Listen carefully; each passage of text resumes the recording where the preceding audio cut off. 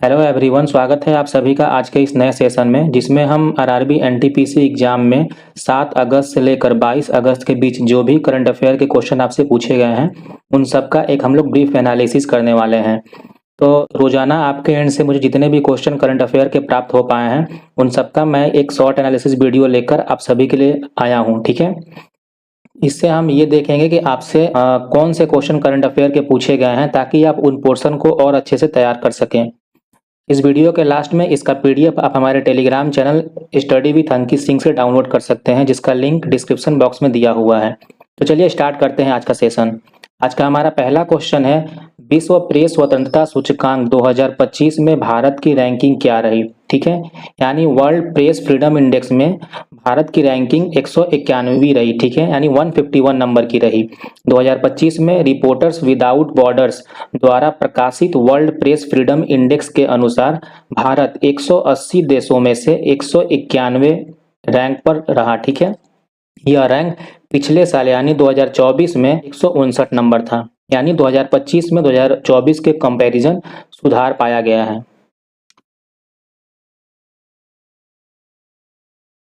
आज का अगला क्वेश्चन है, हाल ही में भारतीय मसाला अनुसंधान संस्था कोझिकोड द्वारा विकसित की गई हल्दी की कौन सी किस्म है। ठीक है, तो इसका नाम है IISR सूर्या।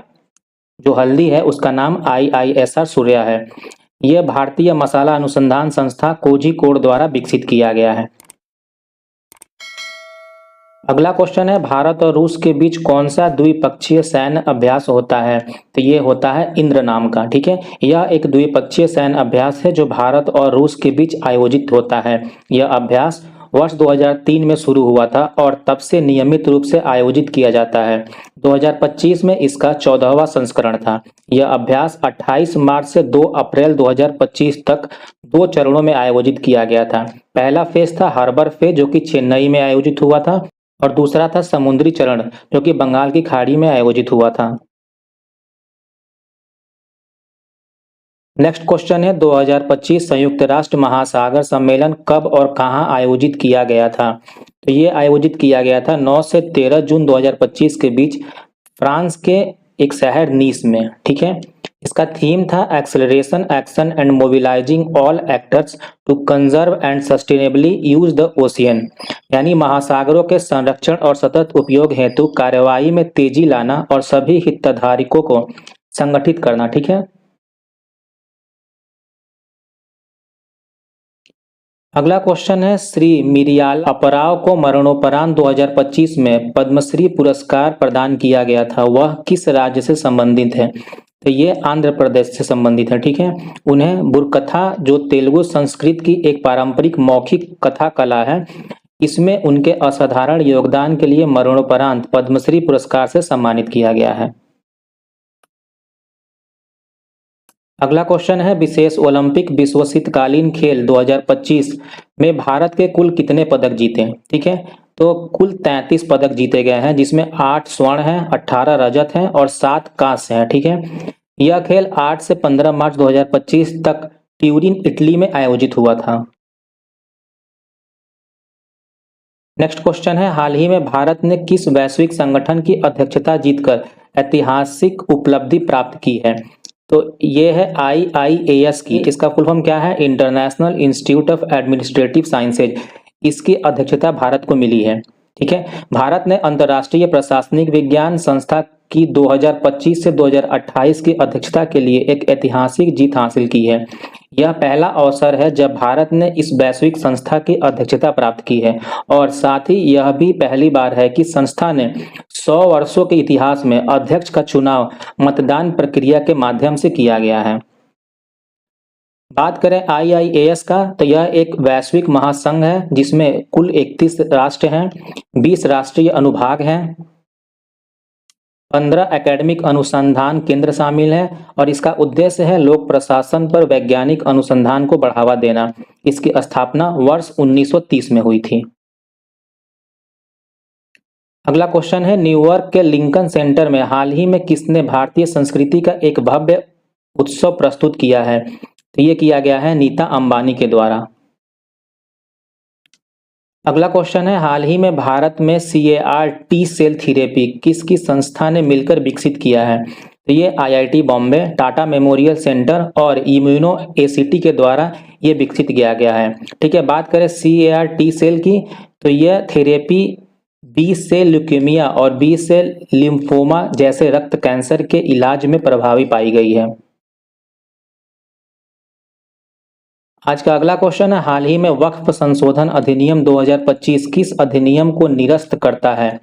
यह अधिनियम वक्फ अधिनियम 1995 में संशोधन करता है और मुसलमान वक्फ अधिनियम 1923 को निरस्त करता है। अगला क्वेश्चन है, प्रदर्शन ग्रेडिंग इंडेक्स 2.0 में रिपोर्ट किसके द्वारा जारी की जाती है? ये जारी की जाती है शिक्षा मंत्रालय के द्वारा। अगला क्वेश्चन है, NPWD यानी न्यूक्लियर वेपन्स प्रोहिबिशन डिसआर्मामेंट्स की संधि या बैठक 2025 में कहां आयोजित की गई थी? तो ये आयोजित हुआ था संयुक्त राष्ट्र मुख्यालय न्यूयॉर्क में। ठीक है,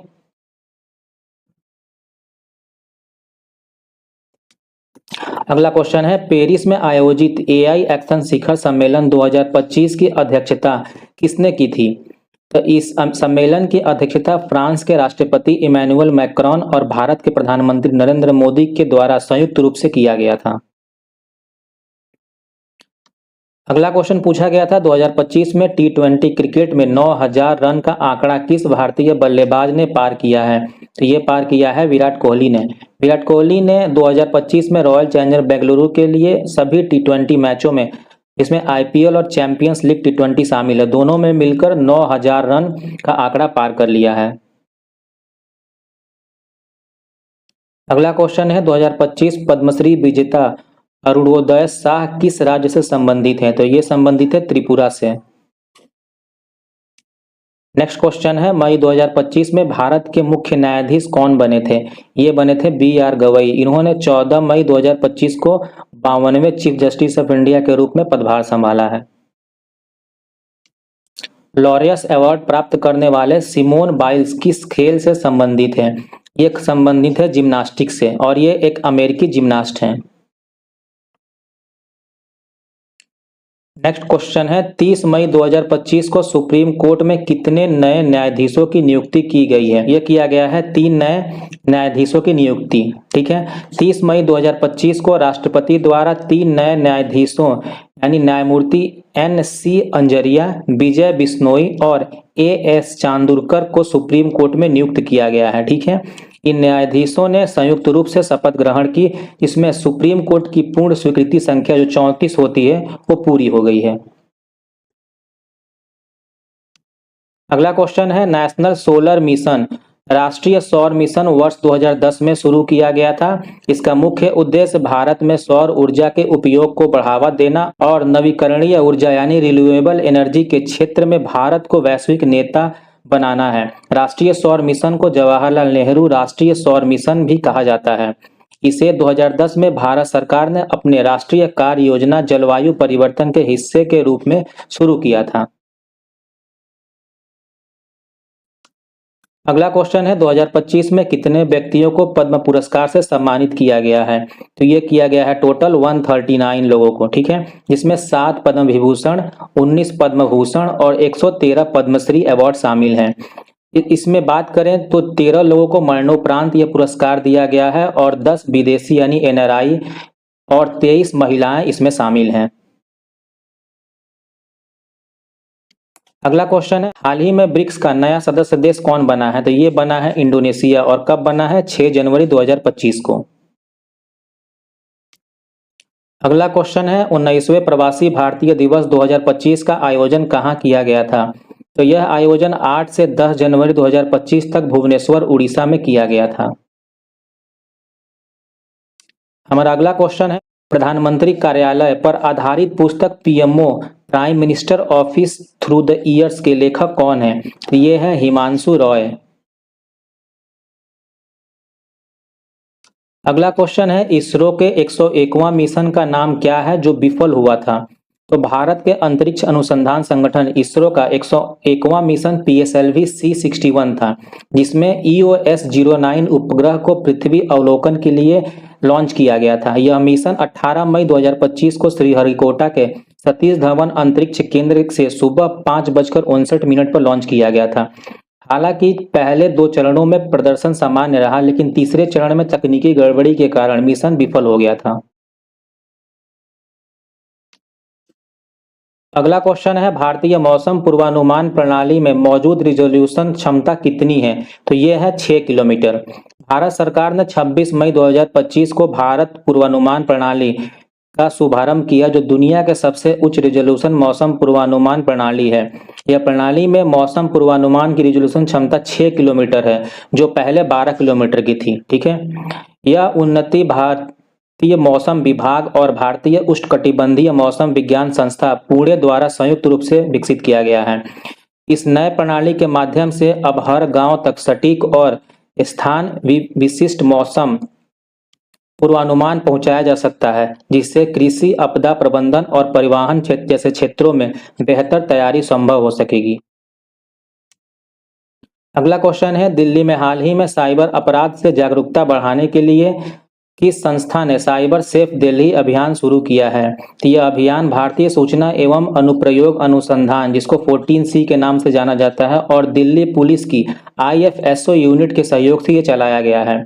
दिल्ली पुलिस ने हाल ही में साइबर सेफ दिल्ली अभियान शुरू किया है, जिसका उद्देश्य नागरिकों को साइबर अपराध और डिजिटल धोखाधड़ी के प्रति जागरूक करना है। आज का अगला क्वेश्चन है, OECD सम्मेलन 2025 कहाँ हुआ था? तो OECD मंत्री स्तरीय परिषद की बैठक 3 और 4 जून को पेरिस में OECD मुख्यालय में हुई थी। इस बैठक की अध्यक्षता कोस्टा रिका ने की थी। OECD का फुल फॉर्म है organisation for economic cooperation and development, और इसका मुख्यालय कहाँ है? पेरिस, फ्रांस में। अगला क्वेश्चन है, दीपिका कुमारी किस खेल से संबंधित है? तो ये संबंधित है तीरंदाजी से। नेक्स्ट क्वेश्चन पूछा गया था, हाल ही में आर्थिक समस्याओं के कारण किस देश में फिर से चुनाव करवाना पड़ा है? तो ये करवाना पड़ा है जर्मनी में। अगला क्वेश्चन है, पेरिस समझौता 2000 वैश्विक तापमान वृद्धि को अधिकतम कितने डिग्री सेल्सियस तक सीमित रखने की बात की गई है? तो ये 2 डिग्री सेल्सियस तक। ठीक है, पेरिस समझौता 2015 में वैश्विक तापमान वृद्धि को पूर्व औद्योगिक स्तर से 2 डिग्री सेल्सियस से नीचे रखने और 1.5 डिग्री सेल्सियस तक सीमित करने के प्रयास की बात कही गई है। अगला क्वेश्चन है, कौन सी योजना भारत सरकार ने ग्रामीण क्षेत्रों में डिजिटल साक्षरता बढ़ाने के लिए शुरू की थी? तो ये शुरू किया गया था प्रधानमंत्री ग्रामीण डिजिटल साक्षरता अभियान। नेक्स्ट क्वेश्चन है, हाल ही में DRDO द्वारा कौन सी एंटी शिप मिसाइल विकसित की गई है? तो ये विकसित किया गया है NASM-SR, जिसको Naval anti ship missile short range कहा जाता है। भारत की पहली हेलीकॉप्टर लॉन्च होने वाली स्वदेशी एंटी शिप मिसाइल है, जिसे DRDO ने इंडियन नेवी के लिए विकसित किया है। नेक्स्ट है, इंडियन ओपन एथलेटिक्स में 100 मीटर और 200 मीटर दोनों में स्वर्ण पदक किस भारतीय एथलीट ने जीता है? तो अमिया कुमार मलिक ने रांची में इंडियन ओपन एथलेटिक्स 2000 के दौड़ में 100 मीटर की दौड़ में इन्होंने ये पदक जीती है, जबकि श्रावणी नंदा महिलाओं की 100 मीटर और 200 मीटर दौड़ में स्वर्ण पदक जीता है।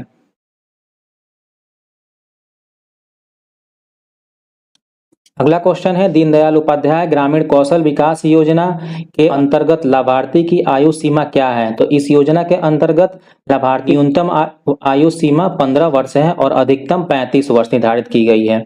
दीनदयाल उपाध्याय ग्रामीण कौशल विकास योजना ग्रामीण युवाओं को कौशल प्रशिक्षण देकर उन्हें रोजगार योग्य बनाने के लिए चलाई जाती है। अगला क्वेश्चन है, मई 2025 में भारत सरकार द्वारा दुनिया की सबसे उच्च रेजोल्यूशन वाली मौसम पूर्वानुमान प्रणाली कौन सी स्थापित की गई है? तो यह स्थापित की गई है भारत फोरकास्टिंग सिस्टम।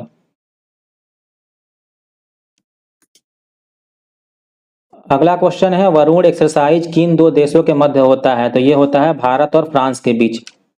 वरुण अभ्यास भारत और फ्रांस के बीच आयोजित एक द्विपक्षीय नौसैनिक अभ्यास है। यह अभ्यास 2001 से चल रहा है। 2025 में इसका 23वां संस्करण हुआ था, जो कि 19 से 22 मार्च 2025 के बीच अरब सागर में इसका आयोजन किया गया था। नेक्स्ट क्वेश्चन है, the whispering mountains marvellous folktales from the Himalayas पुस्तक के लेखक कौन है? इसके लेखक हैं नमिता गोखले और मालाश्री लाल और इस पुस्तक को डेनिस लैसराम ने चित्रित किया है।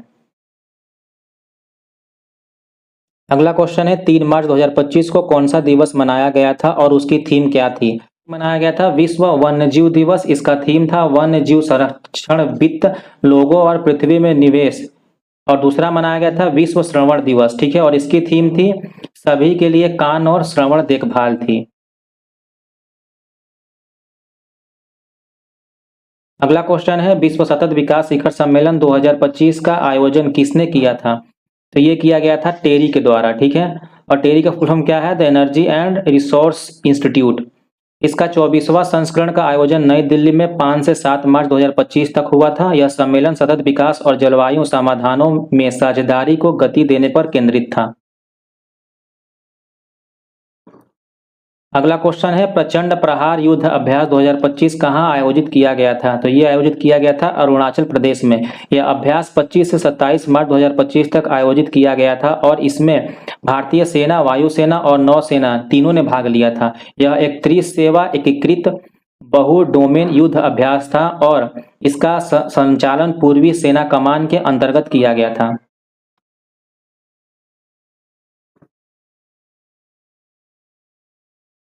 अगला क्वेश्चन है हाल ही में विश्व बैंक ने किस राज्य को 2424 करोड़ ऋण स्वास्थ्य के क्षेत्र के लिए प्रदान किया है? तो हाल ही में केरल सरकार ने Kerala health system improvement programme को मंजूरी दी है, जिसे स्वास्थ्य क्षेत्र में सुधार हेतु विश्व बैंक ने लगभग 2424.28 करोड़ के ऋण के माध्यम से वित्त पोषित किया जाएगा। नेक्स्ट क्वेश्चन है भारत में सस्टेनेबल डेवलपमेंट इंडेक्स एसडीजी की मीटिंग किस संस्था द्वारा आयोजित की जाती है? तो भारत में सस्टेनेबल डेवलपमेंट इंडेक्स को तैयार करने और उसकी प्रगति की समीक्षा करने की जिम्मेदारी नीति आयोग की होती है, ठीक है, और इसकी मीटिंग भी इसी के द्वारा आयोजित की जाती है। अगला क्वेश्चन है 2025 कर्लिंग सुपर कप का विजेता कौन था? 2025 कर्लिंग सुपर कप, जिसे सुपर कप गुजरात द्वारा आयोजित किया गया था, इसका फाइनल 3 मई 2025 को भुवनेश्वर के कलिंग स्टेडियम में खेला गया। इस मुकाबले में एफसी गोवा ने जमशेदपुर एफसी को 3-0 से हराकर यह खिताब जीता था। नेक्स्ट क्वेश्चन है नीरज चोपड़ा ने दोहा डायमंड लीग 2025 में 90 मीटर से अधिक भाला फेंका था। यह उपलब्धि उनके लिए क्यों ऐतिहासिक थी? नीरज चोपड़ा ने 2025 के दोहा डायमंड लीग में 90.23 मीटर की ऐतिहासिक भाला फेंक के पूरी की थी, ठीक है। इस प्रदर्शन के साथ वह पहले भारतीय बन गए हैं जिन्होंने किसी अंतरराष्ट्रीय प्रतियोगिता में 90 मीटर की सीमा पार की है। अगला क्वेश्चन है आईपीएल 2025 में 700 रन बनाने वाला सबसे युवा खिलाड़ी कौन बना है? तो ये बना है साई सुदर्शन, ठीक है। और बात करें सबसे फास्टेस्ट सेंचुरी सबसे युवा बल्लेबाज के द्वारा मारा गया, वो है वैभव सूर्यवंशी।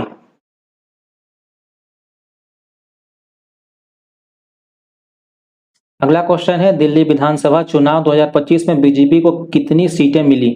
ये मिली 48 सीटें। और ये कितने वर्ष के बाद बीजेपी दिल्ली में जीता है? 27 वर्ष के बाद। और टोटल बात करें दिल्ली में विधानसभा सीटें कितनी है? तो ये है 70 सीटें।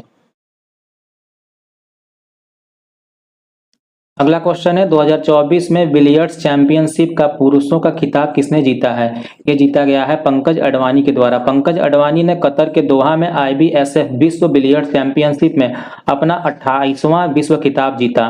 9 नवंबर 2024 को खेले गए फाइनल में उन्होंने इंग्लैंड के रॉबर्ट हॉल को 4-2 से हराया। अगला क्वेश्चन है सेप कटकरा विश्व कप 2025 कहाँ आयोजित किया गया था? इसका आयोजन हुआ था पटना बिहार में। 2025 में आयोजित सेप कटकरा विश्व कप का आयोजन पटना बिहार में स्थित पाटलिपुत्रा इंडोर स्टेडियम में किया गया था। यह टूर्नामेंट 20 से 25 मार्च 2025 तक आयोजित हुआ था। यह आईएसटीएएफ विश्व कप का 5वां संस्करण था। भारत पदक तालिका में चौथे स्थान पर रहा जबकि थाईलैंड शीर्ष पर रहा। भारतीय टीम ने कुल 7 पदक जीते। भारतीय पुरुष रेगू टीम ने बिहार के सेप कटकरा विश्व कप 2025 के फाइनल में जापान को हराकर स्वर्ण पदक जीता।